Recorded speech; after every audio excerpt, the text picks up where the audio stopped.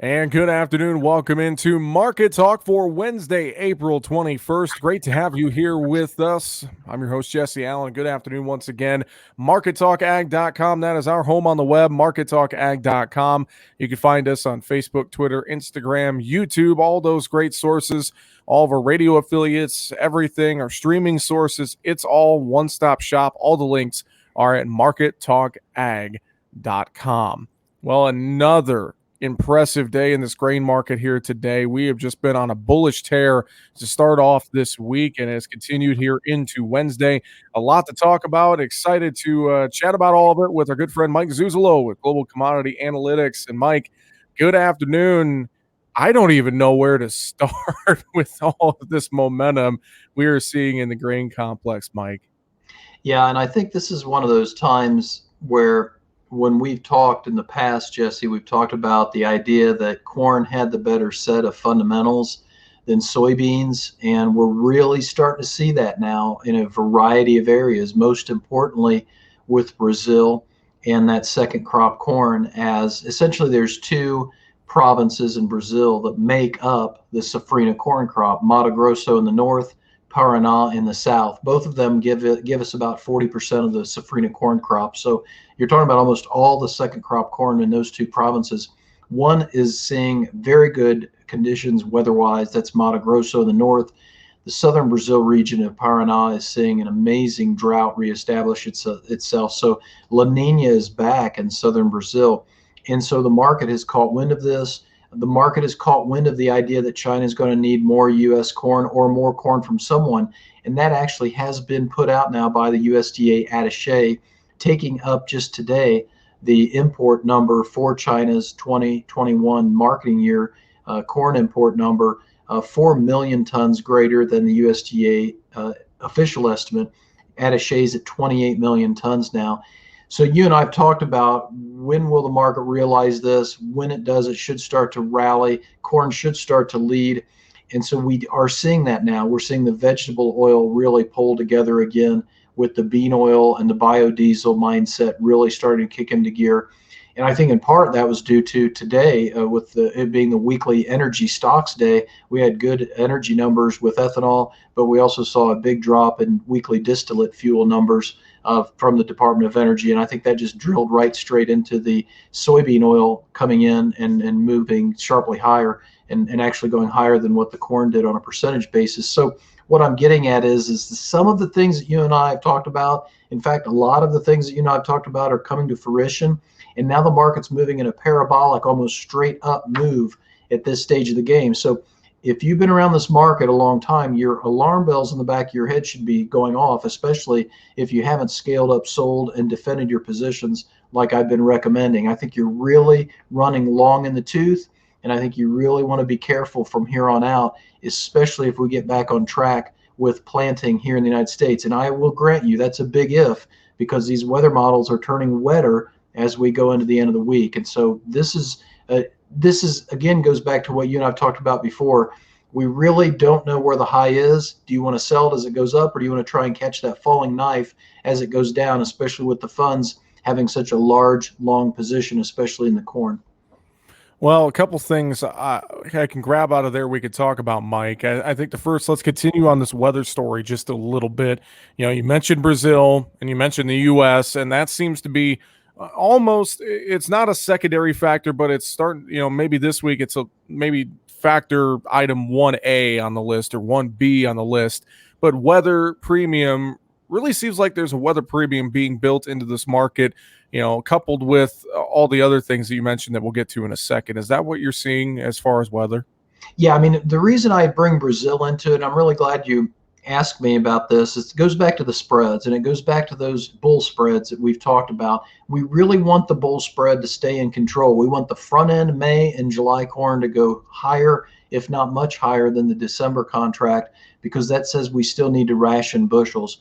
Now, I run a price model for clients that would suggest right now at 625 lead month corn, which we were at as of Wednesday. It's 625 lead month corn. We are going below a billion bushel carryover in terms of what the market's trying to price in right now. I think that's why, with the May and the July leading, Jesse, Brazil is still a front burner issue. If it were more about our U.S. weather, I think it would be an issue where it'd be the December contract would be running sharply higher against the old crop. I'll throw one more thing in there about the spread and relates to your question and your follow-up. One of the other things we found out this week was through a Brazilian meat lobby who said the Ukrainians and the United States may be shipping us in Brazil corn because we're going to need to feed corn from maybe imported sources because we're not going to have as much as we need for the livestock sector and the growth in the livestock sector that we've put on in 2020 and 2021. And again, goes back to the market saying we need to ration demand, especially if we're having trouble getting new crop corn in the ground. That means that old crop supplies become that much more dear to the market. So the bull spread still is very important. The July D bull spread is up against, or the July D spread, I should say, is up against in the corn a real critical resistance level of 70 cents premium to the July contract. Let's watch that real closely as we go into the end of the week. If we fail there, that may be an indication that we've gone high enough for now. Well, and let's look a little closer at all these commodities. Let's start with corn. And, you alluded to corn, those front month May, July contracts getting into that $6 range and breaking through it, even seeing new crop corn into the 530s now. I know you gave me some historical charts. Let's talk about these a little bit. I'll pull it up on the video screen here. But just looking at this corn market overall and looking historically, it's really interesting to see where we are at in comparison to some other big years here in recent memory. Yeah, and number one point is the 2 years that I pulled here were in my mind and in the history of what I think about in my experiences, big weather markets, big markets where we had weather and supply driving the bus, and it brought demand in, and the demand came in and bought extra. And so that's point number one. That's why these 2 years popped up on this chart compared to this year's December corn in red. It's interesting, take a snapshot mentally of this corn price action in the 3 years, because the D's corn looks very different than the November beans, which was very striking to me. It surprised me because in this D's corn, you see we're almost exactly at the same price level as the blue line, which is 2012. And notice that we went essentially sideways in 2012, if not sideways to lower, until the market woke up in June and late June, and especially in early July, that there was a drought out there. Well, the trend in the corn this year looks more like the purple line, and that's 2008. And that's more of my model year for the soybeans because of the bean oil rally and because China was buying so aggressively. So that's the corn market, but we are getting up to historical levels right now, and we are really dealing with a 2012 price level right now. And I think when you add that to the fact that at 530 D's corn, as you talked about, you take 30 cents off that, you're at $5 cash, and you multiply that by 225 bushels because you're an irrigated Nebraska farmer, you're at $1,100 gross revenue an acre. Are you really wanting to turn that down in the month of April? So again, I would reiterate that sell and defend model. And let's talk soybeans. You gave me the soybean historical chart as well, and you alluded to that a little bit here. Walk through this model with us in this historical chart and tell us what you're seeing there. Yeah, kind of almost the exact opposite as a corn. That red dot is your November bean price, and we're almost identical to 2008. That makes sense to me from the fundamentals. But if you notice the trend, the price trend going all the way back to last December, it really looks a lot more like the blue line, which is 2012. And in 2012, I remember how the corn market was the one that really showed the strength, and the beans didn't come on until later in the year. And that, I think that's kind of the mindset that I have here again this year, with the corn having the world global fundamental strength and the beans having the U.S. fundamental strength. So just kind of interesting how these two are tracking differently, but they're very similar to both years. I don't have a chart for the wheat market, but let's talk wheat a little bit as well. And good strength there. We know the problems with spring wheat country in the Dakotas and the Canadian prairies, and then the cold weather moving through here this week.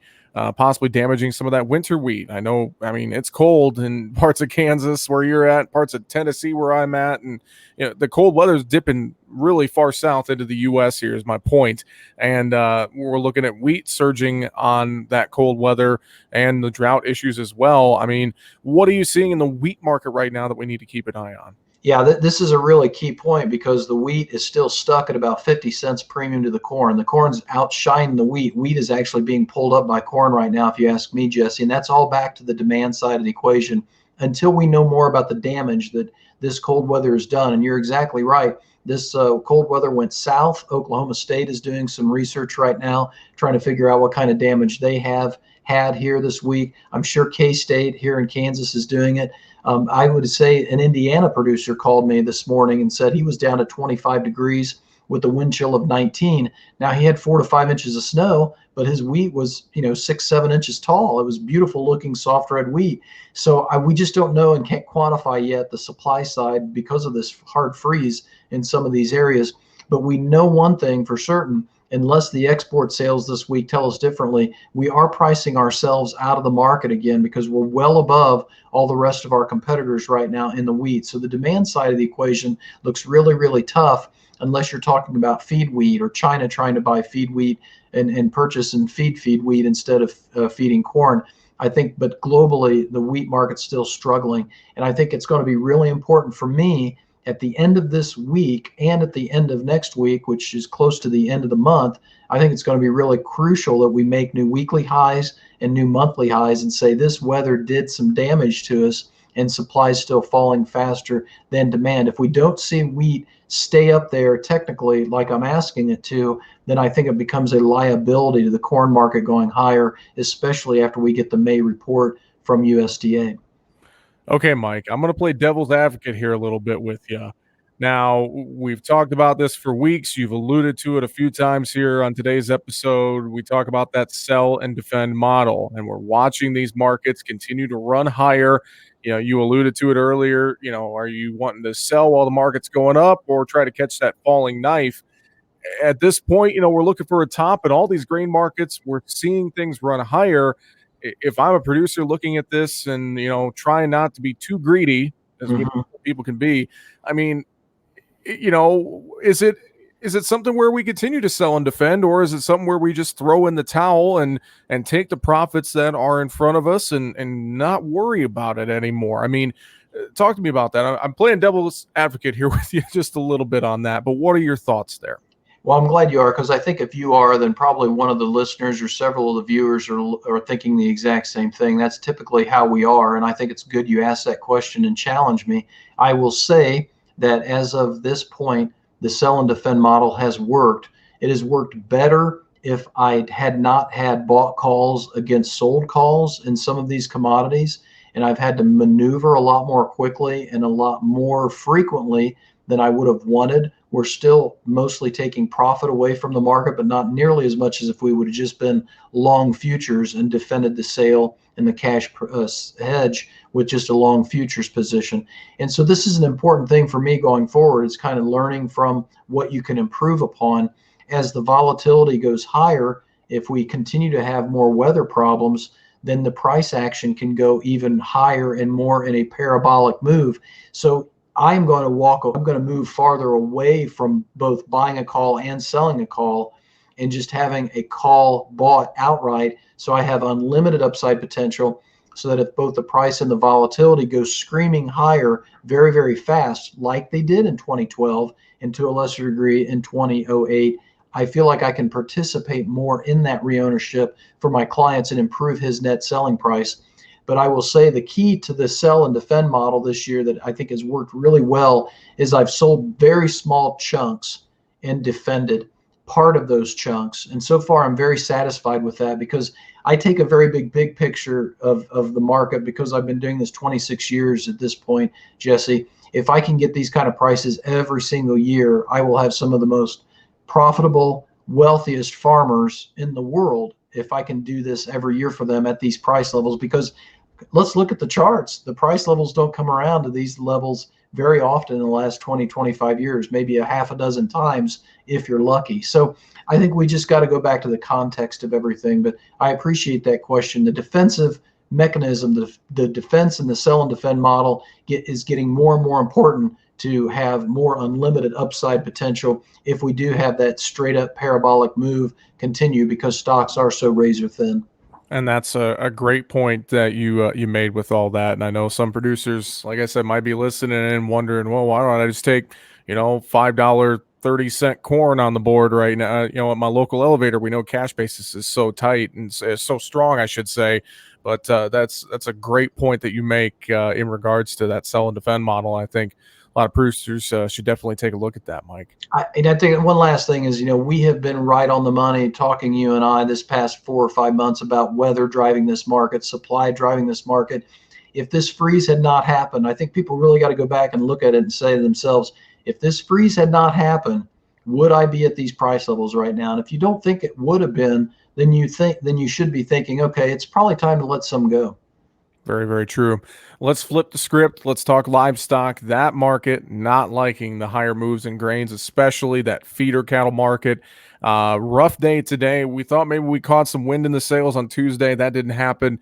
We were down here on Wednesday. Talk about what you're seeing in cattle first in regards to the higher feed prices, corn out there, wheat moving into feed bunks, whatever the case may be. It just doesn't seem like it's really, really helping out this cattle market at all.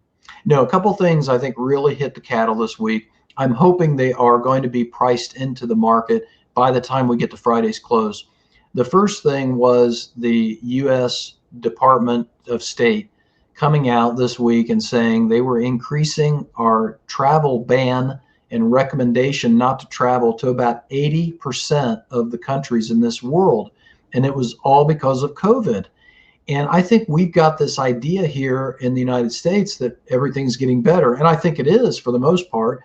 But I think in other parts of the world, and in terms of official U.S. government policy and mindset, this is not going away. And I think that really shocked the equities market. I think it really shocked the beef market in particular. I think, secondly, we had cattle on feed estimates come out, and they blew my doors off as far as placements. I was up around 130% as far as what I told clients I felt like we could get in terms of placements for this Friday's report. But the highest trade guess, I believe it was around 143%. So, I mean, you're talking almost 150% more placed cattle this coming month than what you had a year ago. That just blew my doors off. And I think that really hurt the feeder market. And I think that came out after the turn higher in Tuesday's trade. I think that just really hurt the long that had just stepped into the market on Tuesday's trade. I think the third thing that probably opened up the downside in this market was what you initially talked about, that corn feeder spread. I think the funds are just outright pummeling that spread. And I made a note to clients a night or two ago, the feeder corn ratio on lead month futures is getting closer and closer to that 2012 low in terms of feeders divided into corn in terms of the price ratio. So they are just on it right now to drive that thing as hard as they can down. All three of these things, as I said, though, could be enough discount in the feeder cattle market, especially, that it may be a buy come Friday afternoon, or I should say Monday morning. One of the things that I'm looking at for clients right now is the monthly low from last month. March low in feeder cattle was 133.65. If we can stay above that after Monday's close, I think I'll take a poke at the feeder futures. Might even get some calls on Friday in the May contract just to have something on the books going into the report. And looking over at hogs, they didn't take it on the chin as much on Wednesday, but we're still down along with cattle. Anything you're seeing in this hog market, Mike?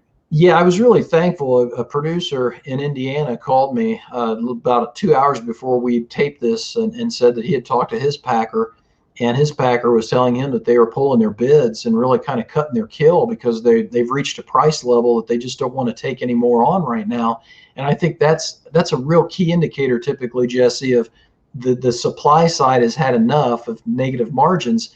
And what's so interesting about this is that the hedger's edge, we all keep track of the hedger's edge break even numbers, and they're upwards of $625 a head on cattle. and they're about break even, maybe plus $2, I think was the last time I looked on hogs. And so it makes sense that packers would be probably slowing down their chain speeds, cutting back their kill on the hog side. So to me, it seems like it's going to be really pushing on a string to try and drive these prices up to the old highs if packers aren't buying like they had been.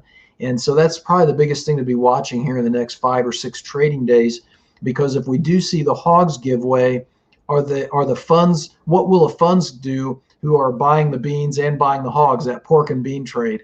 And that's going to be an interesting dynamic here in the next week, I think.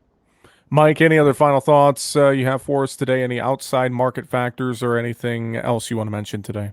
Yeah, President Xi of China and President Putin of Russia are starting to make quite a few flamboyant remarks and pretty in-your-face remarks at this point. We're just seeing a new, 7-week low in the dollar index. Be very careful, tread very lightly here at this point, because that dollar may become a safe haven. That's probably the biggest issue that I continue to worry about, is the geopolitics coming in, creating the financial markets' desire to come back in and buy dollars and buy that U.S. currency. And if that's the case, again, why did we go down in the or why did we go up in the grains at the beginning of this week before the weather was known, or at the end of last week before the weather was known? A lot of this does have to do with the macro and the dollar especially. So that's still one of the top 3 factors in the overall price action for the grains and the meats. Well, I know, Mike, folks can check out your website, globalcomresearch.com. That's com with 2 M's. And they can find a free trial there and check out a lot of great information that you have available online, or they can give you a phone call as well, can't they? Yeah, call me at 866-471-2588. I had a new trial subscriber dial in from South Africa today. It tickled me. I was really glad to hear that. Well, definitely check it all out, globalcomresearch.com. Mike, I appreciate the time as always. Thanks for joining us. We'll talk to you next week. Thanks, Jesse. Have a great week, sir. Mike Zuzolo with Global Commodity Analytics, our guest today here on Market Talk for Wednesday, April 21st. Find us online, markettalkag.com. I'm Jesse Allen. Have a great afternoon.